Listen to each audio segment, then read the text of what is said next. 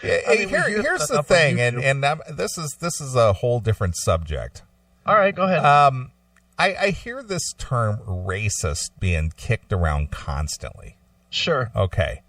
Now, and maybe this is my incredible ignorance, but is there really, are regular, just everyday Joes out there, are they really concerned about what is truly racist?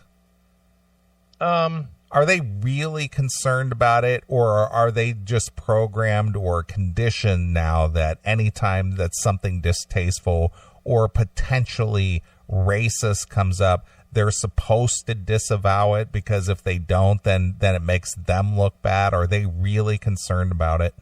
You know what I really think it is? I think that it's a generational gap. And let me explain that. For us, our age, I'm going to say 40 and up, okay? For 40 and up, I would say we look at racism as guys with hoods on horses burning crosses and lynching black guys or Muslims or whatever, okay? Mm-hmm. I would say 30... The 30 and down, the millennial crowd and into their 30s a little bit, that have been raised a lot softer, they look at any kind of disrespect of any sort, if it's directed at anybody other than a like person, as racism. You know, that's why you had the Obama thing. And you remember the beating I took for 8 fucking years about every time I argued points about Obama's bills.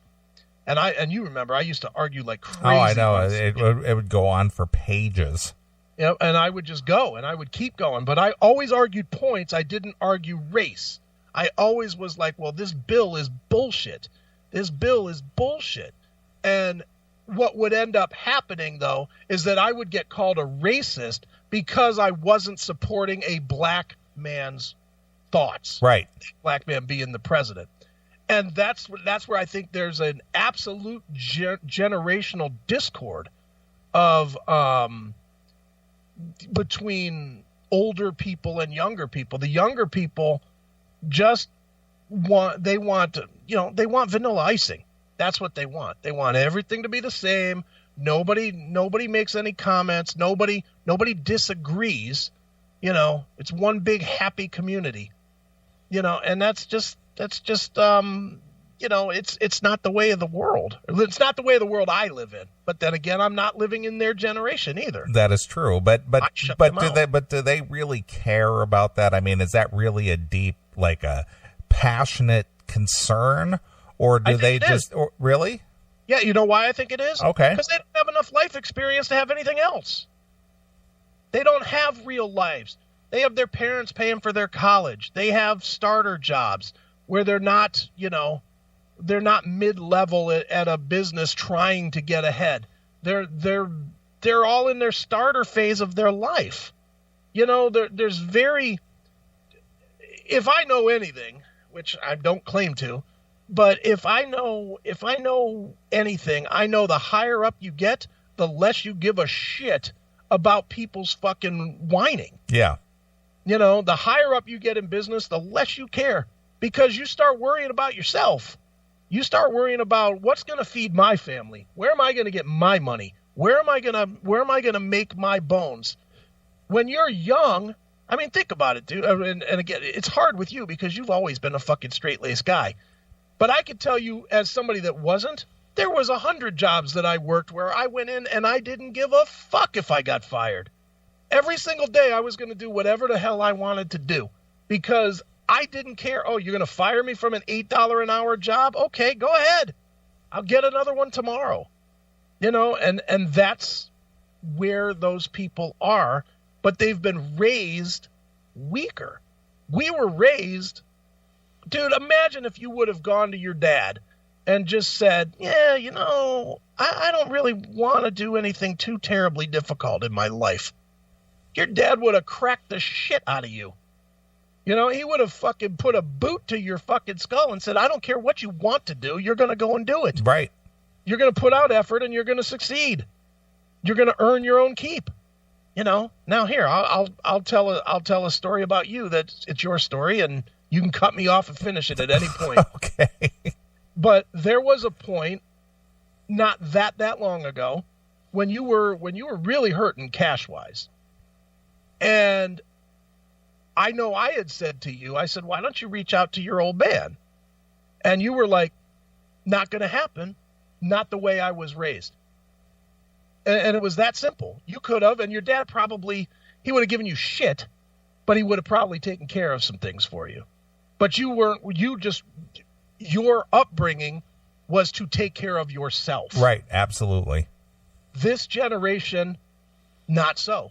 This generation raised to, if I'm not getting ahead, it's because somebody else is holding me back.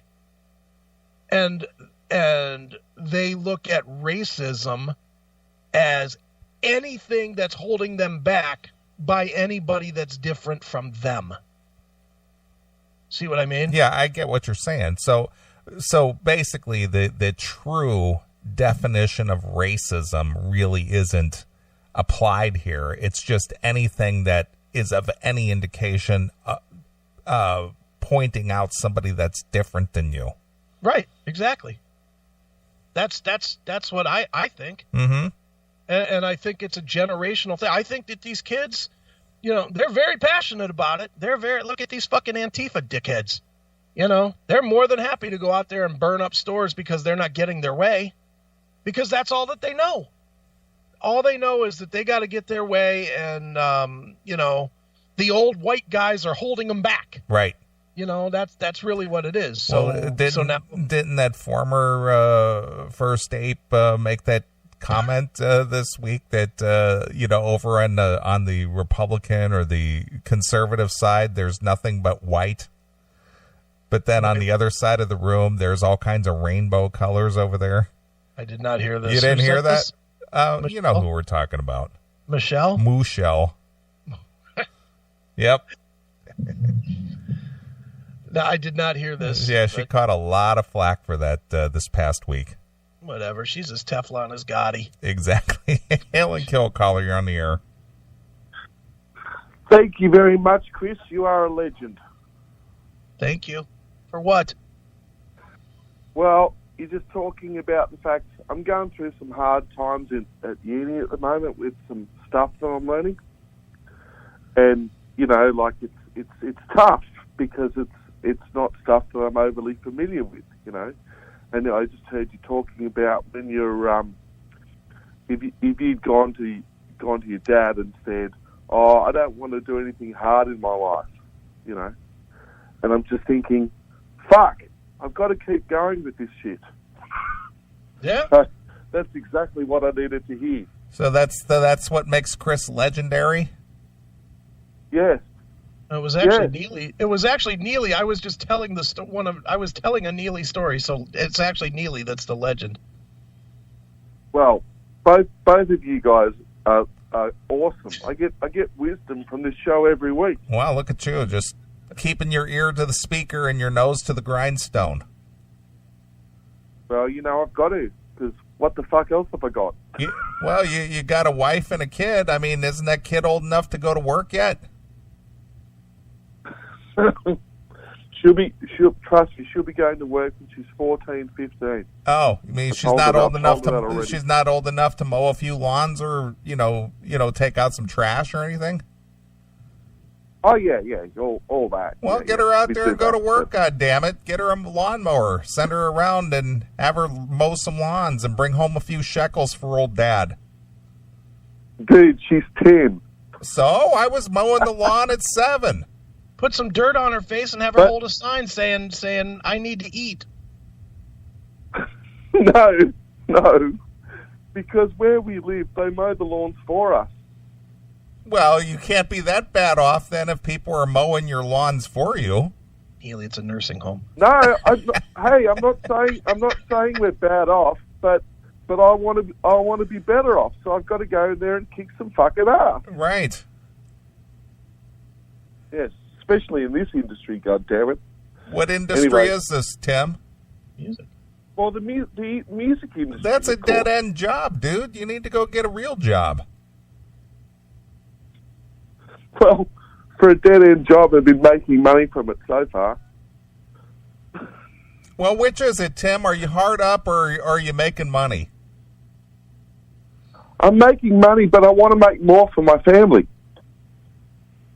Get that wife to go to work. Get that kid to go to work. You all should contribute. There's difficulties with my wife going to work, dude. Drill a hole in a public bathroom and go to work.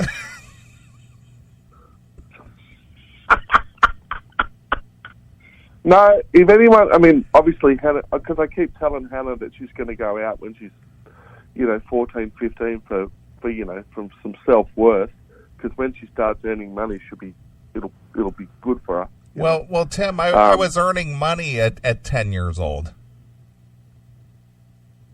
What were you doing at 10 years old? I was baling hay. I was picking corn. I was shoveling barns. I was just mowing lawns. Yeah. Well, that's cool. She doesn't have to do any of that stuff, man. Well, because And we don't live in- Dad's well off. Dad's not well off. We earn $30,000 Just a year. off. Well, Tim, you're giving me conflicting messages here. I don't know whether to feel sorry for you or if I'm not asking anybody to feel sorry for me. I'm very happy in my life. Well, just get out there and But do what you have to do. Make a commitment to something. fucking make a commitment for something. Don't give you that fucking shit. I've been making commitments to shit since fucking 1993, dude. I'm as committed as they come. At least commit to buying my Motley Crue book, Tim. Jesus. Oh, I'm going to commit to that. Don't worry. November 24th, I've got it. I've got it. Absolutely. That's just not true. I've been committed to this from day one, from what I've been doing. Absolutely, and I'm not going to quit now, ever. Yeah, it's too late now. You're almost my age. How old are you? I'll be 54 on Christmas Day this year. Yeah, I've got 10 years before you, mate. See, you're catching up quick, Tim. It's never too late. And it's not like I've been sitting around scratching my balls for 20, 24 years or whatever it is. It's been other guys. So what is the message here, Tim? What That's is the message Chris. for us? That's sucking, Chris, not scratching. What was that? So what is your overall message here before I cut you off? I was just thanking Chris because Chris said it, but it's you. So I'm thanking the both of you for helping me to keep motivated. All right, Tim. It's good. You know who else is motivated? Your manager. He keeps telling us it's time for you to go. Yeah, fuck you, pal.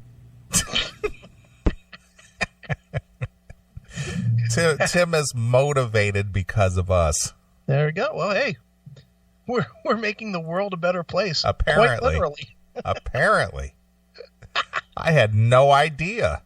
We're worldwide, baby. Yeah. I'm gonna send that message to my dad. Yeah. Dad, look how influential I am. Yeah, Dad, I'm keeping this guy that sucks cock fucking busy. Motivated. Yeah, and he's all the way on the other side of the earth. Yeah.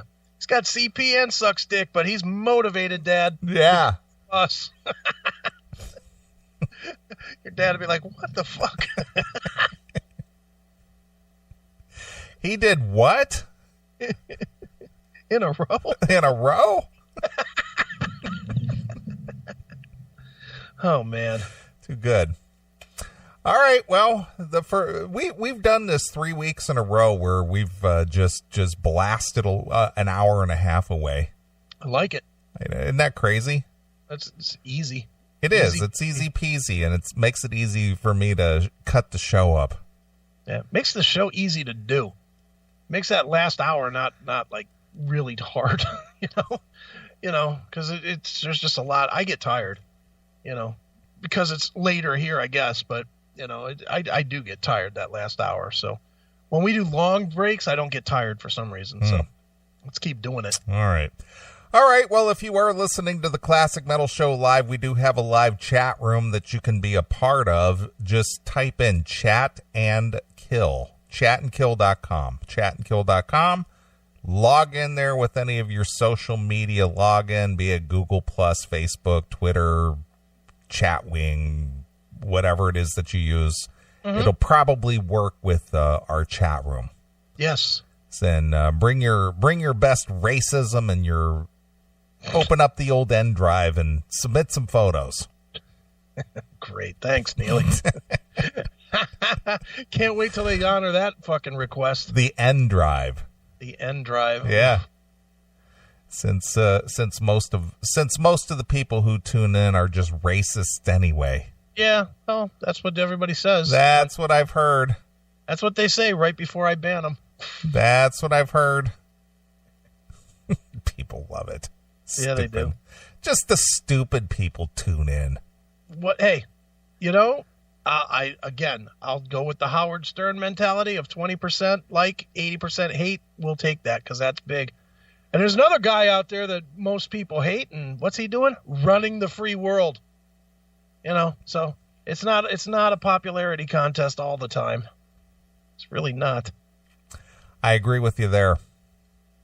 All right, well, let's play a tune or two, and everybody settle in if you haven't already, and get a drink and all that kind of stuff. And I'm going to play a band called NDE.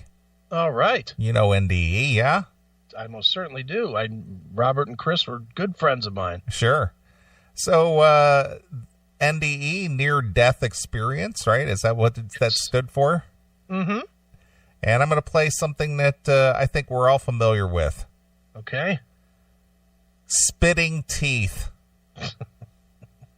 So here's Cleveland band NDE exclusively here on your Classic Metal Show.